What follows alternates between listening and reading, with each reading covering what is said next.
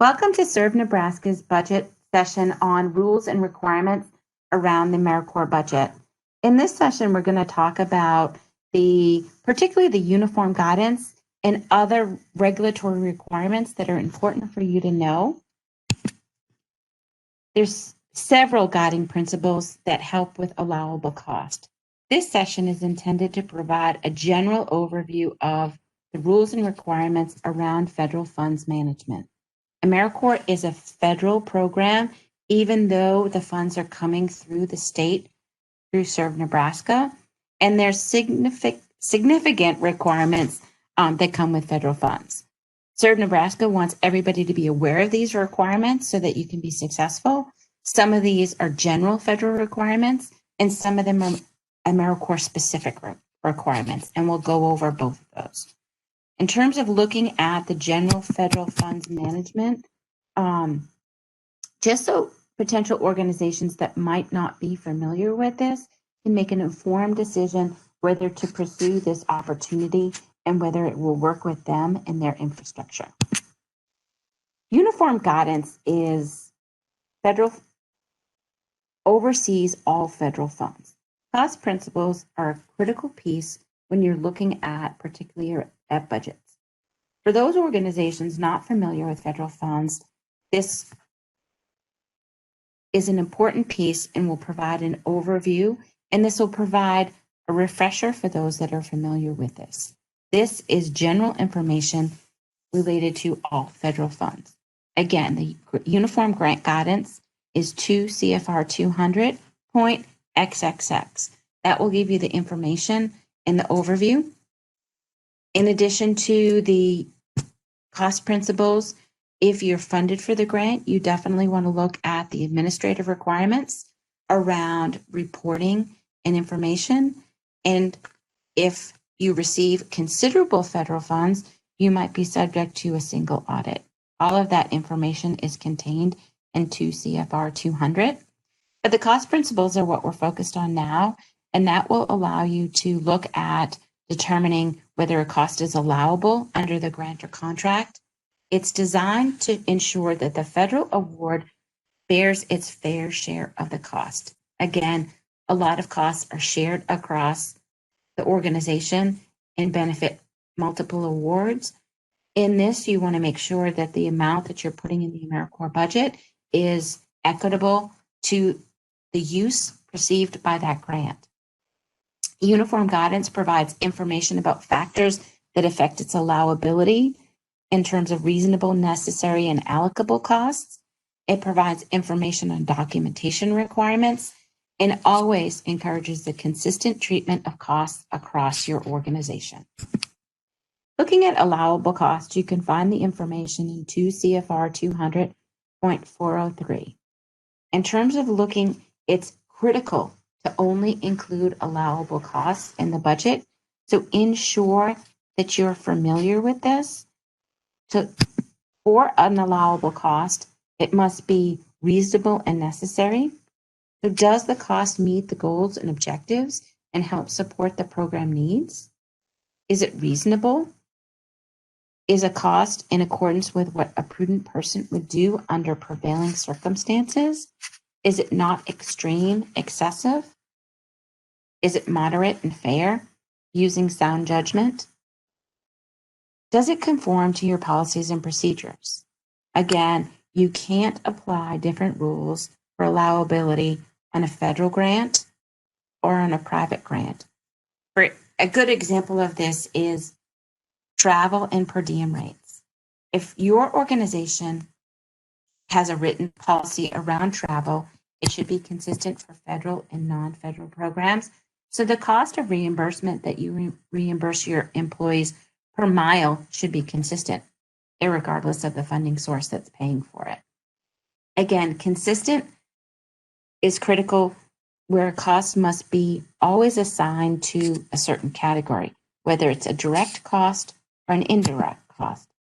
Cost must be consistent for like circumstances.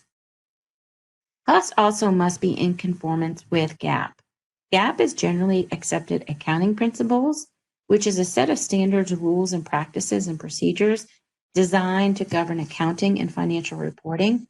It was developed by FASB and GASB around the Financial Accounting Standards Board and the Governmental Accounting Standards Board, and it's applied to corporations, governments, and nonprofit accounting. You also must ensure that match is only used once so that there's no double dipping. As I said, you can't use match for another federal program. You must also ensure that you properly document the costs. Basically, if it's not documented, it didn't happen. If it's not in writing, it doesn't exist. We're going to talk a lot more about documentation of costs, but those are considerably and very important pieces. In terms of looking at the key elements of cost, you want to make sure that, again, a cost is reasonable.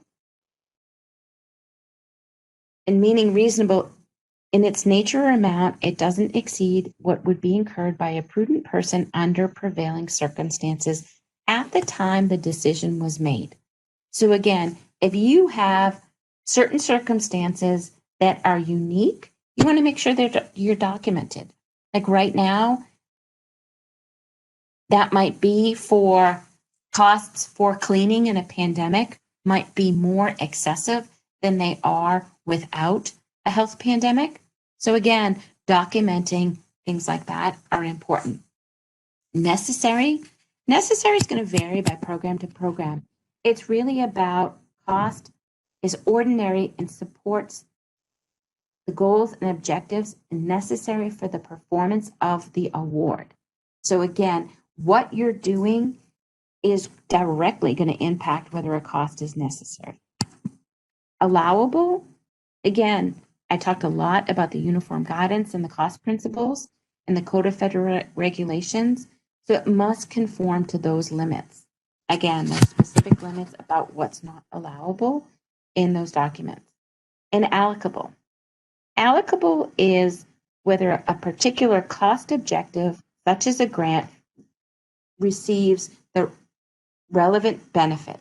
So again, you want to make sure in terms of allocable that the cost is consistent with the benefit received from the program and consistent across in other like circumstances. Direct costs, and we're going to talk about indirect costs in a minute, but direct costs are those directly attributed to the program to meet the goals and objectives.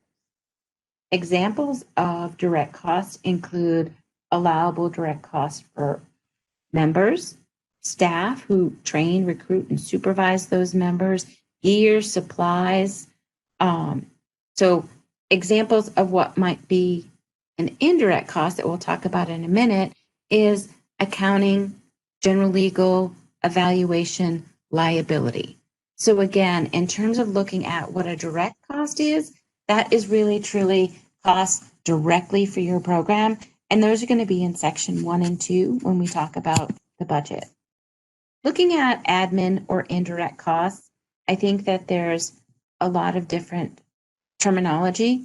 Some people have a formal indirect cost rate proposal, but administrative costs really are those for general centralized expenses to run the overall organization that receives assistance. Again, the examples include accounting, auditing, general evaluation, general liability, and salaries and benefits for organizational management or finance folks.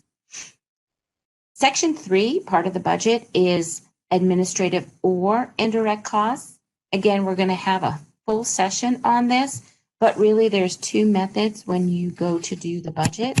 Some of you might have an indirect cost proposal, which is a formal proposal that is given to your federal cognizant agency. And that just means that federal agency where you get your organization gets the most amount of funding. The type of proposal could vary from program to program. There's no specific requirements, and there's many different types of indirect cost proposals.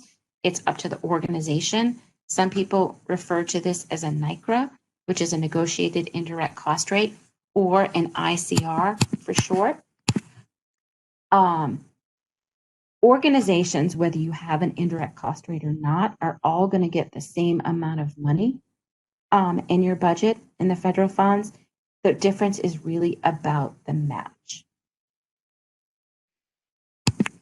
Another important piece about allowability is understanding what allowable costs, unallowable costs are.